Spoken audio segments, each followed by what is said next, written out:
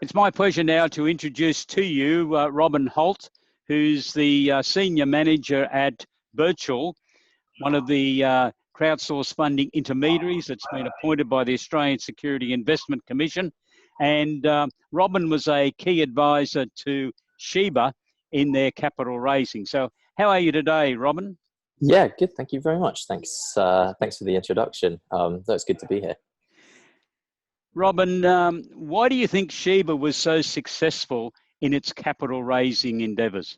Yeah, sure. Great way to kick off. It really does come down to the preparation and execution of the campaign. When it comes to having a successful equity crowdfunding campaign, you need to make sure that you're across so many different corners. Because the advertising restrictions are lifted, you need to make sure that you're advertising the offer in ways that are going to get in front of the right people. So you need to make sure that you've got some really, really fantastic press already secured. And Sheba had, engaged a fantastic agency to help them with that.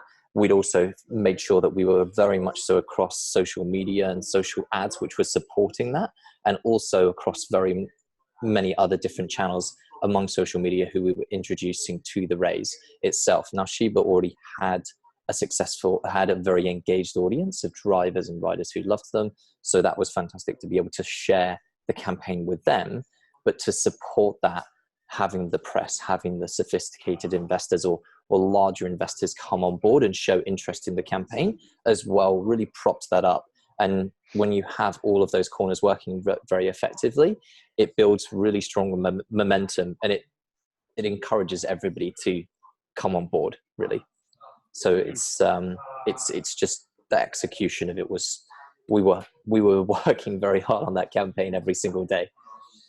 And who planned that execution? Was that virtual or was that done at the company level? Yeah, I mean, look, we would sit down with Sheba on a regular basis before the campaign would launch, and we'd sit down and we'd plan all the communications that we were going to push out, plan everything that we were going to be doing through the course of the campaign itself, and then just execute on it. So it was really very much so a joint effort. Obviously, we've been through this process before. I've been through this process so many times with companies, and so I know what we need to be across, what we need to do, and how we need to execute it. So it's quite simple at the earlier stages, but it really needs to just be instilled that you've got to plan very far and ahead. The more you do upfront, the less work you're going to have to do further down the line. And if you don't plan all of that out and prepare effectively, it's just going to be a lot more hard work than it needs to be. Thanks, Robin. Can you give our listeners some idea of the time factor? Because this company was successful and raised $3 million. What was the time factor this pre-listing work occupied? Yeah, sure. I mean, the time factor that goes into actually, so it's almost like there's those two elements to raising through the virtual platform. So you've got that expression of interest campaign where you're gathering all the list of people who are suggesting that they're interested in investing, the total amount they're looking to invest, and then you've got the live offer which comes straight after that. And a lot of the preparation goes into that stage before the expression of interest campaign launches, and that would tend to take around about 3 to 4 weeks. And Sheba was really no exception. It was perhaps a little bit longer from when we first initially started talking about it, but when we do get down to the work itself, I'd say we were within that time frame. Okay. Andrew Geddes is the former chair of Green Cross Limited. In fact, he was the chair for 11 years, has forecast that Sheba's success will encourage other female-run businesses to try to take advantage of the opportunity of raising capital, utilising crowdsource funding, equity raising. What do you think of Geddes's comments? Oh, no, I absolutely agree. I think like we've already seen an uptake in female-founded companies applying to have conversations with us. And, oh, have you? Yeah, absolutely. Reaching out to us and just saying, I saw the Sheba raise. It was so fantastic. This is what I'm doing. Can I raise funds through your platform? And that's a fantastic, really response from the marketplace to really show that there are people, female-founded companies in particular, looking at this regime and seeing if it's successful for them. Because at the end of the day, there shouldn't ever be any restrictions for anyone who's going out there looking to raise capital, if they've got all the right metrics in place as a business to be able to go out there and successfully raise capital. And when it comes to equity crowdfunding, that marketplace approach kind of lifts the whole closed door approach, which sometimes you may have with certain sophisticated investors who you get that yes or no, whereas with equity crowdfunding, you have that marketplace response whereby you can go out to the market, test really the response that you're getting from your users, the general media in your space, and the market at large. And so that's where I really do think that, particular female founders who have a very attractive offering can use this regime and find it very beneficial, as opposed to just having meeting after meeting and perhaps getting that rejection which they don't want. Okay, I understand that about 2,100 investors invested in Sheba. Yep. Was the overall $3 million raised primarily from Sheba's management's efforts, or was that the campaign that Birchall coordinated? Oh, I mean, there's so much, because Sheba in and of itself had a pre-existing audience, which really obviously amplifies the chances of succeeding when it comes to an equity crowdfunding campaign. But during the EOI, we had so much strong press. And I think I kind of iterated that at the very beginning and touched on that point. Because of how effective that was, it really enabled that press to then be communicated to their audience, and they got more excited about the raise. And so while there were other people coming through, and things like people who are interested in investing into startups, I mean, I even had contacts over here who I'd never expect to have come across Sheba say that they invested into it. And that really shows the reach that we got with that campaign. And I think that there was definitely strength in Sheba having their drivers and riders already out there using the product. And they certainly did come on board and invest. But it wasn't just them who became investors into the company. There were sophisticated investors who came through the expression of interest campaign itself and ended up actually investing in the live offer itself. So there was a wide mix of investors. So the media interest obviously helped. Do you think the media is going to be interested in the next all-female business, or was that because They were so unique?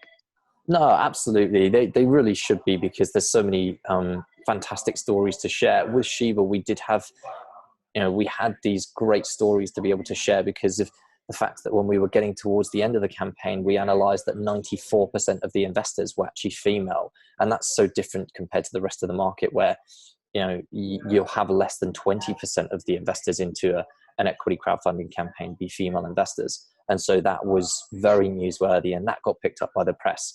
But there's always such a fantastic angle, and you can see that in the press, that a lot of female founded companies actually attract some really strong media coverage. And so we're absolutely, looking for the next female founded company to be working with to try and get some of this positive press and make a huge success out of it. Well, we might find them for you in this webinar that this interview is going to be shown in. Obviously, you've had experience in the United Kingdom, and you might care to tell us a bit about that. But have you seen similar success from all-female companies in the United Kingdom or elsewhere around the world? Yeah, most definitely. Oh, no, I mean, in the UK, I had the pleasure of working with a few UK-founded, female-founded companies, and they did such a fantastic job of just preparing everything. And I actually found that they were so much more organized when it came to the whole preparation of the campaign, that it was easier to work with them, because we just write everything out to the degree that I kind of knew that they were always across it. And there's been I think one of my favorite case studies is a company called Collie Rice, which is now Full Green. They've expanded into the US, but Jem, the founder of Collie Rice, has effectively raised her equity crowdfunding 5 times, and she's so successfully executed an equity crowdfunding campaign. She is the benchmark of what people should do when it comes to equity crowdfunding itself. And she doesn't need anybody else to help her with it, and she's just such a remarkable fundraiser that she really has set the benchmark in the UK for a lot of people who go and raise through equity crowdfunding. So then they go and contact Jem and ask what they need to do. Okay. Andrew Geddes, who we referred to earlier, has also made a comment in an interview that I conducted with him about 6 weeks ago. That he thinks there will be a lot less companies seeking to raise funding through an IPO, an initial public offer, in the future, because he believes crowdsourced funding equity raising will replace a lot of the IPOs. He's also made the comment that IPOs are very expensive, and if you're on the stock exchange, it is very expensive, time-consuming, and nerve-wracking to continually keep up to date with the continual disclosure rules, etc. Do you agree that there will be some companies looking to not pursue IPOs, but look at going down the crowdsourced funding path? Yeah, look, I absolutely agree with that. I think that you only have to look at the market overseas in the US and then in the UK as well, where the UK, you've had equity crowdfunding as a regime be very successful in adopting this methodology of allowing people to include every single fundraise in through equity crowdfunding, whether it's a VC invested round or a very angel investor heavy round. And so that has stopped people from needing to go to the public markets. And coming over here to Australia, I've seen that access to capital isn't necessarily as easy as it is over there and over in the US in particular. And as a result, companies are going public much sooner than they would be if they were overseas, where they'd have much easier access to capital. And so I think that that's really what it comes down to. And equity crowdfunding not being in existence until 2018 in Australia certainly has restricted that potential opportunity for startups to be able to go out and raise funds, not only from sophisticated investors and angel investors, but also their incredibly engaged community, and to lift the advertising restrictions and going out there and get some fantastic press for their business. It's really, it's a game changer in terms of startups and providing that opportunity. And we have, looking at it, we have such a success-based model. We always sort of joke about the fact that we provide so much upfront for free. And as a business in and of itself, we really are backing ourselves to make sure that the business is successful in raising. So we don't make it a huge risk for a business to go through this process. We make it completely worth their time. And we want to be able to see them get to the next step and also get some fantastic exposure. And I think that when you look at that model, delaying going public is certainly inevitable for companies if access to finance through equity crowdfunding is so much easier. Yeah. What would you say to female directors, managers and shareholders, but also their male contemporaries who are currently out there running a small proprietary company, might have a turnover of a few $1 million, might even be sitting up around $15 to $20 million? Yeah. Would you encourage them to be seriously looking at crowdsourced funding?